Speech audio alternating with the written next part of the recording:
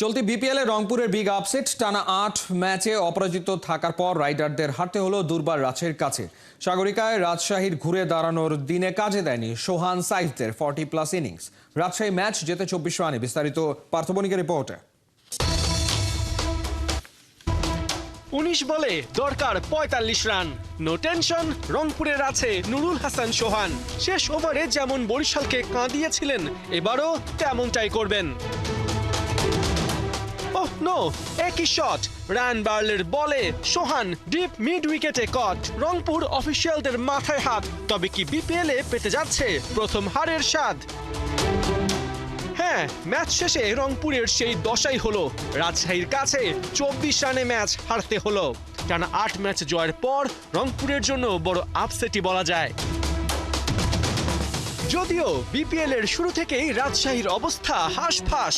সাগরিকায় ওদের শেষ অ্যাসাইনমেন্ট প্রতিপক্ষ রংপুর রাইডার্স। অবশ্য কঠিন ম্যাচে ভাগ্য সহায় হয়নি রাজশাহীর। টস হেরে ব্যাটিং পান তাসকিনরা। তৃতীয় ওভারে রংপুরকে প্রথম উইকেট এনে দেন রকিবুল। ১৯ রানে হারিসকে ফেরান ড্রেসিং রুম। চতুর্থ উইকেটে বিজয় রাব্বি করেন বরিশালের সবচেয়ে বড় জুটি। রাব্বি তুলে নেন আসরে নিজের দ্বিতীয় 50। তার ব্যাটে ৩২ বলে ৬০ রানের ঝকঝকে ইনিংস। শেষ পর্যন্ত ডেথ ওভারের স্লো ব্যাটিংয়ে শেষ ৫ ওভারে আসে মাত্র ২৭ রান। রাজশাহীর সংগ্রহ দাঁড়ায় ৯ উইকেটে ১৭০। লক্ষ্য তাড়া করতে নেমে প্রথম ওভারেই রংপুরের আক্ষেপ। বিনা রানে ইরফান শুক্কুরের উইকেট তুলে নেন তাসকিন আহমেদ। চতুর্থ ওভারে মেহরাবের জোড়া ভেলকি। ৪ রানে বোল্ড স্টিভেন টেইলর। আর ইফতিখার রানের খাতাও খুলতে পারেননি। রংপুরের ব্যাটারদের আসা যাওয়ার মিছিলে ব্যতিক্রম ছিলেন সাইফ হাসান। ব্যাট হাতে ২ ছক্কা ৫ বাউন্ডারি হাঁকান। তবে কাছে গিয়েও পাননি 50-র দেখা। ২৯ বলে ৪৩ রানে ধরেন উল্টো রাস্তা। শেষ পর্যন্ত সোহান ৪১ রানে ফিরলে রংপুরের শেষ আশাটুকুও মাটি চাপা পড়ে। রাজশাহী ম্যাচ জিতে নেয় ২৪ রানে। পার্থবণিক, ৭১। জয়ের দিনেও রাজশাহীর মালিক রুমে অবরুদ্ধ। তবে বোর্ড প্রেসিডেন্ট ফারুক আহমেদের দেয়া সাহসেই রাজশাহীর ক্রিকেটাররা মাঠে যাবার সাহসটা পেয়েছিল। শুধু তাই নয়, দুর্বার রাজশাহী দলটাকে সব ঝামেলা থেকে দূর করতে একজন প্রশাসকও যুক্ত করার পরিকল্পনা করা হয়েছে বোর্ড প্রেসিডেন্টের পরামর্শে। নাইয়ান বিন জসিমের রিপোর্ট।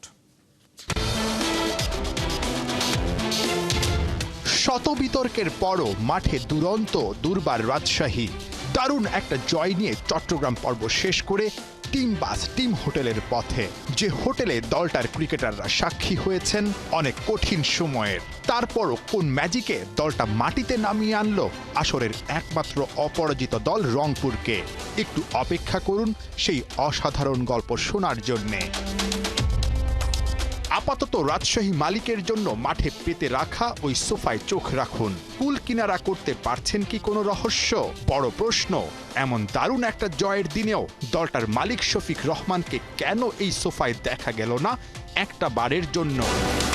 সেই রহস্য ভাঙতে হলে যেতে হবে সাগরিকা থেকে ৮ কিলোমিটার দূরে চট্টগ্রাম রেডিসন ব্লু হোটেলে, যেখানে ম্যাচের দিনেও রাজশাহী মালিককে তার রুমে কড়া নজরদারিতে রেখেছিল হোটেল কর্তৃপক্ষ। খেলাযোগ আগের দিনই দেখিয়েছিল এই এক্সক্লুসিভ ছবি। একদিন পরও দুর্বার রাজশাহীর মালিক শফিক রহমানকে নিয়ে হোটেল কর্তৃপক্ষ তাদের অবস্থান বদলায়নি। ম্যাচের দিন সকাল 10টায় শফিক রহমানের রুমে হোটেল কর্তৃপক্ষ 4 প্রতিনিধি পাঠালেও দরজা খুলেননি শফিক। কারণ তখনও হোটেল কর্তৃপক্ষ তাদের 20 লাখ টাকা পাওনা বুঝে পায়নি। ক্রিকেটারদের টাকা নিয়ে ৯-৬ করলেও টাকা বুঝিয়ে না দিয়ে হোটেলের বাইরে যাবারও কোনো উপায় নেই। বিতর্ক অনেক হয়েছে। রাজশাহী দল নিয়ে এবার সব বিতর্ক মাটি চাপা দিতে উদ্যোগ নিয়েছেন খোদ বোর্ড প্রেসিডেন্ট ফারুক আহমেদ। শফিক রহমানের ৯-৬ বন্ধ করতে ঢাকা পর্বে একজন প্রশাসক দেয়া হচ্ছে দলটার সঙ্গে। সেই ইস্যুতে আলোচনাও হবে শনিবার বিসিবির জরুরি বোর্ড মিটিংয়ে। শুরুর গল্পে আবারও ফেরা যাক। দুর্বার রাজশাহী ধুরন্ধর মালিকের ছায়ায় থেকেও হুট করে কিভাবে বদলে গেল। রংপুরের বিপক্ষে ম্যাচের আগের দিন বোর্ড প্রেসিডেন্ট ফারুক আহমেদের একটা ফোন কলই বিজয় তাসকিন রাব্বিদের জন্য হয়ে গেছে বড় টনিক। 4 সিনিয়র ক্রিকেটার আর ম্যানেজার মেহরাব হোসেন অপিকে নিয়ে বিসিবি পরিচালক মঞ্জুর আলমের ফোনে একটা টেলিমিটিংয়ে বোর্ড প্রেসিডেন্ট ফারুক আহমেদ ক্রিকেটারদের আশ্বাস দিয়েছেন পারিশ্রমিকের 1 টাকাও মার যাবে না কিছুতে। ব্যাস সবাই উজ্জীবিত সেই দারুণ বার্তা পেয়ে। নাহিয়ান বিন জসিম, 71। ক্রিকেট খেলোয়াড়ের মতো সংগঠক হিসেবেও সফল হবেন তামিম ইকবাল, এমনই বিশ্বাস সাবেক অধিনায়ক খালেদ মাহমুদ সুজনের। সভাপতি পদে দেখলেও অবাক হবেন না, তবে সুজন মনে করেন বিসিবির ক্রিকেট অপারেশনসের চেয়ারম্যানের দায়িত্বে তামিম আসলে লাভ হবে দেশের ক্রিকেটেরই। কেন এবং কিভাবে সফল হবেন তামিম, সেই ব্যাখ্যায় চট্টগ্রামের সহকর্মী সাইফুল রূপককে দিয়েছেন Khaled Mahmud Sujon. Off the field Tamim is excellent. আমি বলবো যে অফ দ্য ফিল্ড তামিমের quality is very very high. মানে সেটা সে গরিব মানুষ, সেটা জমাদার হোক, মানে ম্যাথর হোক, চালা হোক, যেই হোক, সে সবাইকে কিন্তু খুব নিঃস্বার্থভাবে হেল্প করে বলে জানায়ও না সে, যেটা সবচেয়ে বড়, যেটা আমরা জানি, সবাই জানি। কারণ ওই যে হেল্পটা পায় সে আইসা কানে কানে বলে দেয় যে তামিম ভাই হেল্পটা করছে। দেশসেরা ওপেনারকে অনেকেই ডাকেন কলিজাওয়ালা খান বলে। 22 গজে হিংস্রতা, উইলোর ঝড় তোলেন, মাঠের বাইরে উদার মানসিকতা দেখিয়ে সবার মন কাড়েন। আন্তর্জাতিক ক্রিকেটকে গুড বাই বলা নাম্বার 1 ওপেনার কি সংগঠক হিসেবেও টপেই থাকবেন? সামনে বিসিবি ইলেকশনে নির্বাচন করতেও পারে, তার একটা ইন্টারেস্ট থাকতেও পারে, এটা আপনি কিভাবে দেখেন? আমি চাই করুক, আসুক, আমি চাই ওরা আসুক। কারণ ওরা আসলে যেটা হবে যে internationally they are well recognised, ওরা সবাই ওদেরকে চিনে জানে। এটা করসপন্ডেন্স অনেক সুবিধা হবে, ইন্টারন্যাশনাল ক্রিকেটে আমাদের ডেভেলপমেন্ট হবে আরও বেশি। সুতরাং ওর মতন একটা ওপেন মাইন্ডেড ছেলে যে অনেক ভালো চিন্তা করতে পারে, যার ইংলিশ অনেক ভালো, যার মানুষের সাথে রিলেশন অনেক ভালো, ইন্টারন্যাশনাল রিলেশন ভালো, তো তাদের মতো ছেলে যদি বোর্ডে আসে তো বোর্ড তো ডেফিনেটলি কমিটি যে কমিটি হোক, আই ডোন্ট কেয়ার। আমি ওটাই আমি শুনছিলাম যে ও প্রেসিডেন্ট হবে, তা আমি সেটা বলে সেটা হলেও খারাপ হবে না। আই ডোন্ট নো যে কী হবে সে যদি সেটা হয়।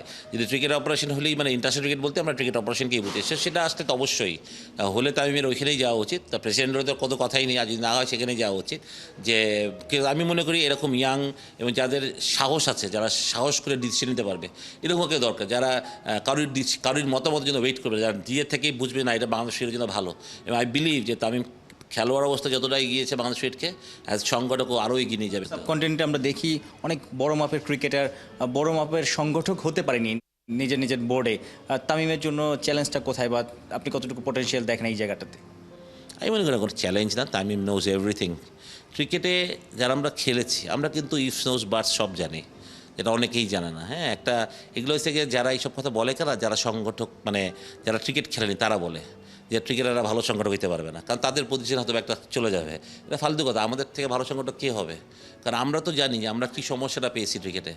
একটা প্লেয়ার থেকে ভালো, তামিম হয়তো বুঝবে যে আমি আমার প্লেইং ডেজে এটা পাইনি, এটা প্লেয়ারটা এটা পেলে খুশি হয়, এটা পেলে ভালো। তা আমরা ক্রিকেট বোর্ড কার জন্য? প্লেয়ারদের জন্যই তো, প্লেয়ারদের বেনিফিশিয়ারির জন্যই তো। তামিম যখন একটা বোর্ডের একটা বড় পজিশনে যাবে তখন ও এইসব হেল্প করবে প্লেয়ারদেরকে, বোর্ডকে। তো সুতরাং কেন খারাপ চলবে? কারণ যে ক্রিকেট খেলে নাই, বা যে ক্রিকেট ড্রেসিং রুমটা যে যায়নি, যে একবার ন্যাশনাল টিমের ড্রেসিং রুমে সময় কাটায়নি, সে কোনোদিন বুঝবে না এটা। আপনি যতই বোঝানোর চেষ্টা করেন এটা বুঝবে না। ওইখানে এমন কিছু ডিসিশন আছে, এমন কিছু ঘটনা হয়, তো সবাইকে বোঝানো যাবে না। সুতরাং আমি বলি যে তামিম সংগঠক হিসেবে অবশ্যই সাকসেসফুল হওয়া উচিত, হবে, এবং আমি সেটা বিশ্বাস করি। যদিও অক্টোবরে অনুষ্ঠিতব্য বিসিবি নির্বাচনে অংশ নেওয়া প্রসঙ্গে এখনো মুখ খুলেননি তামিম ইকবাল। সাইফুল রূপক, 71, চট্টগ্রাম। রোহিত কোহলিদের বুকে পাকিস্তানের নাম। আইসিসির কাছে হার মানতে বাধ্য হলো বিসিসিআই। জার্সিতে হোস্ট কান্ট্রি অর্থাৎ পাকিস্তানের নাম সম্বলিত জার্সি পরেই খেলতে হবে ভারতকে। তবে ক্যাপ্টেন ফটোশুটে অংশ নেবেন কিনা রোহিত শর্মা, সে নিয়ে এখনো ধোঁয়াশা কাটেনি। কোহিনুর গনা রিপোর্ট। পাকিস্তানে যাব না, আলাদা ভেন্যু চাই, ক্যাপ্টেন ফটোশুটেও যাব না, জার্সি পরব নিজেদের মতো, হোস্ট কান্ট্রির নামই থাকবে না। ক্রিকেট দুনিয়াটাকে এমনি করে মামা বাড়ি বানিয়ে রেখেছে ভারত, করে চলেছে একের পর এক আবদার। চ্যাম্পিয়ন্স ট্রফির স্বাগতিক দেশ হিসেবে পাকিস্তানের নাম ঘোষণার পরেই ভারতের শুরু হয়ে গেছে জাত গেল স্লোগান। এই চাই সেই চাই, সব মনের মতো হওয়া চাই, যার সবশেষ সংযোজন জার্সিতে পাকিস্তানের নাম থাকা চলবে না। ভারতের এমন ঘটনা অবশ্য এবারই প্রথম নয়। 2023 এশিয়া কাপে পাকিস্তান ও শ্রীলঙ্কা স্বাগতিক থাকলেও টুর্নামেন্টের লোগোতে তাদের নাম অন্তর্ভুক্ত ছিল না। কোনো এক অদ্ভুত কারণে এশিয়ান ক্রিকেট কাউন্সিল সে সময় নীতিমালা পরিবর্তন করে হোস্ট দেশের নাম না রাখার সিদ্ধান্ত নেয়। তবে আইসিসির অফিসিয়াল ক্লদিং অ্যান্ড ইকুইপমেন্ট নিয়ম অনুযায়ী আইসিসির প্রতিযোগিতায় আয়োজক দেশের নাম সব দেশের জার্সিতে থাকা বাধ্যতামূলক। সাধারণত জার্সির বাদিকে প্রতিযোগিতার লোগো এবং আয়োজক দেশের নাম থাকে, আর সেখানে এই আপত্তি ভারতের। রোহিত কোহলিদের বুকের বাপাশে থাকা চলবে না পাকিস্তান। তবে এসএসসি আর আইসিসি তো এক নয়। বিসিসিআই এর এমন আবদার এবার আর মেনে নেয়নি আইসিসি, দিয়েছে কঠিন শাস্তির হুঙ্কার। অবস্থা বুঝে তাই বিসিসিআই নিয়েছে U turn. Board of control for cricket in India নিশ্চিত করেছে আইসিসির নির্ধারিত গাইডলাইন অনুসরণ করবে ভারত। তবে ক্যাপ্টেন ফটোশুটে পাকিস্তান যাবে কিনা রোহিত শর্মা, সে বিষয়ে এখনো অন্ধকারে সবাই। 2021 টি-20 বিশ্বকাপ, 2023 আইসিসি ওডিআই বিশ্বকাপ আয়োজন করে ভারত। সেবার সব দলের মতো পাকিস্তান কিন্তু ঠিকই ভারতের নাম সম্বলিত জার্সি গায়ে পড়েছিল। এজন্যই পাকিস্তান বলে থাকে ভারত সবকিছুতেই পলিটিক্স ঢুকিয়ে দেয়। 19 ফেব্রুয়ারি থেকে শুরু হচ্ছে 8 দলের হাইব্রিড মডেলের চ্যাম্পিয়ন্স ট্রফি। করাচিতে ওপেনিং ম্যাচে লড়বে পাকিস্তান আর নিউজিল্যান্ড। একদিন পর দুবাইয়ে বাংলাদেশের বিপক্ষে প্রথম ম্যাচ খেলবে রোহিত শর্মারা। কোহিনুর কণা, 71। আগামী 2 মাসের মধ্যে বাংলাদেশে আসতে চান ফিফা প্রেসিডেন্ট জিয়ান্নি ইনফান্তিনো। সুইজারল্যান্ডে ওয়ার্ল্ড ইকোনমিক ফোরামের বার্ষিক সভায় প্রধান উপদেষ্টা ডক্টর মোহাম্মদ ইউনুসকে এ কথা জানান খোদ ফিফা প্রেসিডেন্ট। শুধু তাই নয়, বাংলাদেশের নারী ফুটবল উন্নয়নে দিতে চায় বরাদ্দ। মেহেদী নাইমের রিপোর্ট। সুইজারল্যান্ডের ডাভোস ওয়ার্ল্ড ইকোনমিক ফোরামের বার্ষিক সভায় গিয়েছেন প্রধান উপদেষ্টা ডক্টর মোহাম্মদ ইউনুস। হঠাৎ দেখা ফিফা প্রেসিডেন্ট জিয়ান্নি ইনফান্তিনোর সাথে সঙ্গে সঙ্গে জানালেন আগামী 2 মাসের মধ্যে ফিফা প্রেসিডেন্ট বাংলাদেশে আসছেন। বাংলাদেশে আছে ফুটবলের রমরমা বাজার, সেটা জানা আছে ফুটবলের সর্বোচ্চ নিয়োক্তক সংস্থা ফিফারও। বিশ্বকাপ এলে ফুটবল নিয়ে কোটি মানুষের আবেগ হৃদয় স্পন্দন বাড়ায়। সেই পাগলামি সোশ্যাল মিডিয়ার কল্যাণে ছড়িয়ে পড়ে ইউরোপ, আমেরিকা, গোটা বিশ্বে। ফিফা বরাবরই ফুটবলে উন্নতি করা দেশগুলোকে সাহায্য দিতে চায়, কিন্তু কাজী সালাউদ্দিনের বাফুফে গেল 16 বছরে কিছু তো নিতে পারেইনি, বরং যা পেয়েছে তার অনেক কিছুই করেছে লুটপাট, যা বেশ কবার ফিফার হাতে ধরাও পড়েছে। তবে তাবিদ আওয়াল এবার ফিফা ফান্ড কাজে লাগাতে চান। বাফুফে প্রেসিডেন্টের নোটবুকে আছে ফান্ড কাজে লাগানোর বিস্তর পরিকল্পনা। প্রধান উপদেষ্টা ডক্টর মোহাম্মদ ইউনুস বাংলাদেশি নারী ফুটবলারদের জন্য ডরমেটরি এবং অন্যান্য অবকাঠামো সুবিধা চাওয়ার পর সাড়া দেন ইনফান্তিনো। ফিফা বাংলাদেশে নারী ফুটবলে অর্থায়ন করতে চায়, কেননা টানা 2 বারের সাফ চ্যাম্পিয়নরা যে অনেক সম্ভাবনাময়, এটা ফিফা প্রেসিডেন্টের বেশ ভালোভাবেই জানা। এছাড়া সৌদি আরবে নারীদের ফুটবলেও সহায়তা দিবে ফিফা। সেখানকার প্রবাসী বাংলাদেশিরাও এই উদ্যোগ থেকে উপকৃত হবেন। হামজার সঙ্গে মার্চে নিশ্চিতভাবে আসছে অনেকগুলো নতুন বার্তা।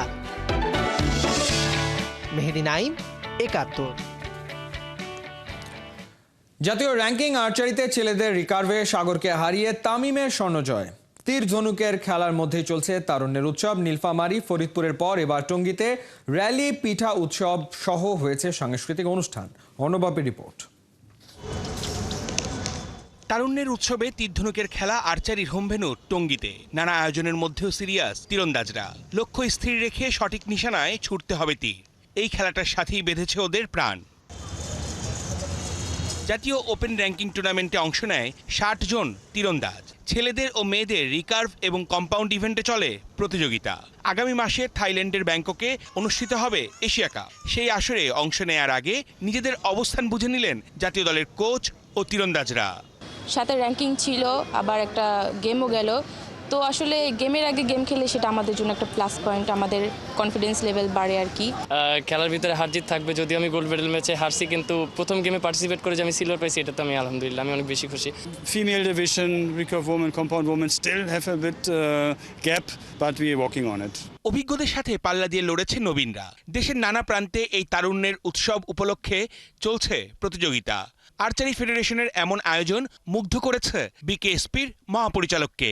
আর্চারি ফেডারেশন সারা দেশে যেভাবে করে সুন্দরভাবে এই উৎসবটা পালন করছে, বিভিন্ন পর্যায়ে পিঠা উৎসব, সাংস্কৃতিক অনুষ্ঠান, প্রতিযোগিতা, অন্যান্য বিভিন্ন রকম র্যালি, আমি নিশ্চিত যে এর মধ্যে দিয়ে তরুণদের মধ্যে অনেক উদ্দীপনা, উৎসাহ তৈরি হবে এবং ভবিষ্যতের দেশ গড়ার জন্য তারা নিশ্চয়ই আরও অনেক বলিষ্ঠ ভূমিকা রাখবে। এটার প্রয়োজন ছিল তারুণ্যের উৎসব, কারণ তরুণ সমাজ যেভাবে বিপদগামী হচ্ছিল এবং হয়েছিল, তাদেরকে ফিরিয়ে আনতে হলে এই ধরনের উৎসবটা সারা দেশব্যাপী হওয়া উচিত বলে মনে করেছি বলেই আমি সরকার যখন ঘোষণা করলো তারুণ উৎসব হবে যুব ক্রীড়া মন্ত্রণালয়, তখন আমরা সাথে সাথে সাড়া দিয়েছি। প্রতিটা নীলফামারীতে ব্যাপক সাড়া পেয়েছি। বর্ণাঢ্য র্যালি, পিঠা উৎসব ও সাংস্কৃতিক অনুষ্ঠান সবকিছু একসাথে করেই দিনভর নানা আয়োজন। নতুন বাংলাদেশ গড়ার লক্ষ্যে এসো দেশ বদলাই পৃথিবী বদলাই স্লোগানে তারুণ্যের উৎসবে আর্চারি ফেডারেশন দেশের 9টি ভেন্যুতে আয়োজন করেছে প্রতিযোগিতা। অর্ণব বাপি, ৭১। চলছে খেলাযোগ সরাসরি সংবাদ অনুষ্ঠান দেখতে চোখ রাখুন ৭১-এর ফেসবুক পেজ এবং সাবস্ক্রাইব করুন ৭১-এর ইউটিউব চ্যানেল। ৭১-এর সাথেই থাকুন।